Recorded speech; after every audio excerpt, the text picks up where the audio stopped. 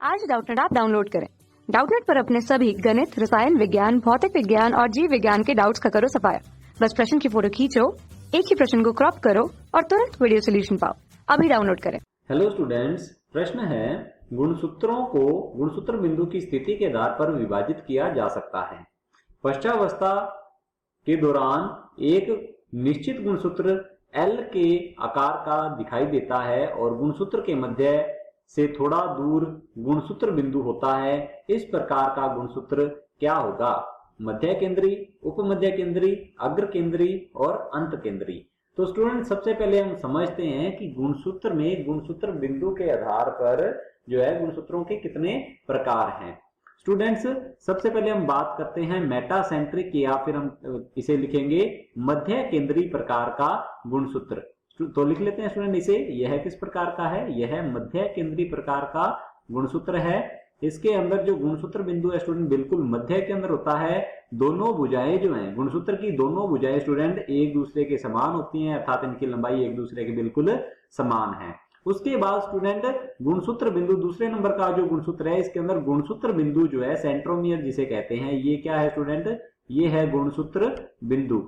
अब गुणसूत्र बिंदु जो है दूसरे गुणसूत्र में स्टूडेंट क्या होता है? मध्य से थोड़ा सा हट जाता है, जिससे कि एक छोटी भुजा और एक बड़ी भुजा का निर्माण होता है स्टूडेंट। तो यह होता है उपमध्य केंद्रीय गुणसूत्र। तो मैं यहाँ पर लिख लेता हूं उपमध्य केंद्रीय गुणसूत्र स्टूडेंट्स। अब स्टूडेंट आगे की ओर यदि देखा जाए, तीसरा नंबर का जो गुणसूत्र है यह होता है स्टूडेंट्स अग्र केंद्रीय, अर्थात इसके अंदर गुणसूत्र बिंदु जो है गुणसूत्र के मध्य से काफी दूर हो जाता है, अर्थात ये स्टूडेंट अंत के बिल्कुल पास में ही होता है। इसे स्टूडेंट कहा जाता है अग्र केंद्रीय। तो लिख लेते हैं अग्र केंद्रीय। स्टूडेंट्स, ये जो गुणसूत्र बिंदु है यह गुणसूत्रों के अंदर एक संकीर्णन होता है। तो स्टूडेंट इसी को ही कहा जाता है, इस प्राथमिक संकीर्णन को ही कहते हैं गुणसूत्र बिंदु। अब स्टूडेंट इसे अग्र केंद्रीय या एक्रोसेंट्रिक कहा जाता है। और लास्ट में जो गुणसूत्र है स्टूडेंट, इसका जो प्राथमिक संकीर्णन है बिल्कुल अंत में होता है स्टूडेंट, देख सकते हो आप, इसलिए इसे कहा जाता है अंत केंद्रीय गुणसूत्र। तो स्टूडेंट लिख लेते हैं अंत केंद्रीय गुणसूत्र। अब स्टूडेंट इस प्रकार के जो गुणसूत्र हैं, जब पश्चावस्था में, स्टूडेंट पश्चावस्था क्या है? ये कोशिका विभाजन की, स्टूडेंट केंद्रक विभाजन की जब पश्चावस्था आती है तो गुणसूत्र बिंदु से जो जुड़े होते हैं तर्कु तंतु, वो क्या करते हैं स्टूडेंट? गुणसूत्रों को विपरीत ध्रुवों की ओर खींचते हैं। विपरीत ध्रुवों की ओर खींचेंगे तो स्टूडेंट गुणसूत्र बिंदु तो आगे की ओर रहता है और ये जो दो भुजाएं हैं ये पीछे की ओर रहती हैं, जिससे कि विशेष प्रकार की संरचना का निर्माण होता है। तो मध्य केंद्रीय जो स्टूडेंट गुणसूत्र है यह वी आकार की संरचना का निर्माण करता है। तो यहां हम लिख सकते हैं ये किस प्रकार का गुणसूत्र होता है स्टूडेंट? जब पश्चावस्था में इसे खींचा जाता है विपरीत ध्रुव की ओर तो यह वी आकार का हो जाता है। तो इसे वी आकार का गुणसूत्र कहा जाता है। उप मध्य केंद्रीय जो है ये स्टूडेंट एल आकार का नजर आता है, देख सकते हो आप, एल आकार का नजर आएगा स्टूडेंट ये। और जो अग्र केंद्रीय है ये स्टूडेंट जे आकार का नजर आता है, जे आकार स्टूडेंट, इसलिए इसे जे आकार का गुणसूत्र कहा जाता है।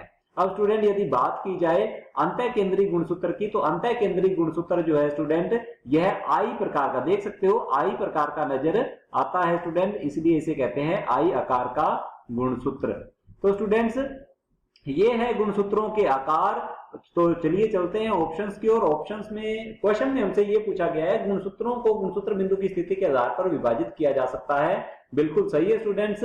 पश्चावस्था के दौरान एक निश्चित गुणसूत्र एल के आकार का, एल आकार का दिखाई देता है स्टूडेंट, जो कि उप मध्य केंद्रीय प्रकार का गुणसूत्र है, दिखाई देता है।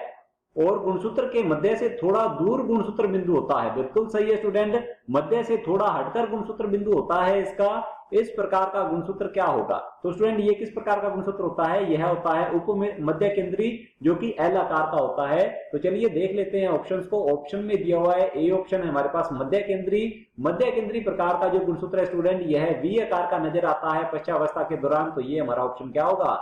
गलत। ऑप्शन बी दिया स्टूडेंट उप मध्य केंद्रीय, बिल्कुल सही उत्तर है स्टूडेंट्स मेटासेंट्रिक सब मेटासेंट्रिक या फिर इसे कहते हैं उप मध्य केंद्रीय जो गुणसूत्र है स्टूडेंट, यह पश्चावस्था के दौरान एल आकार का नजर आता है। तो हमारा ऑप्शन बी जो है ये बिल्कुल सही होगा।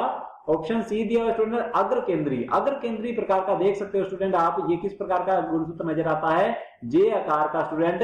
तो इसमें एक बिल्कुल ही छोटी भुजा होती है और एक अत्यधिक बड़ी भुजा होती है स्टूडेंट, तो ये जे आकार का नजर आता है, तो ये भी हमारा ऑप्शन गलत होगा। ऑप्शन डी दिया हुआ स्टूडेंट्स अंत केंद्रीय स्टूडेंट्स क्या है, आई आकार का नजर आता है, तो ये भी हमारा ऑप्शन जो है क्या होगा, गलत होगा।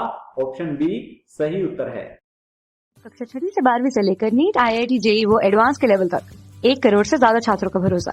आज ही डाउनलोड करें डाउटनेट ऐप या व्हाट्सएप करें अपने सारे डाउट्स 8400 400 400 पर।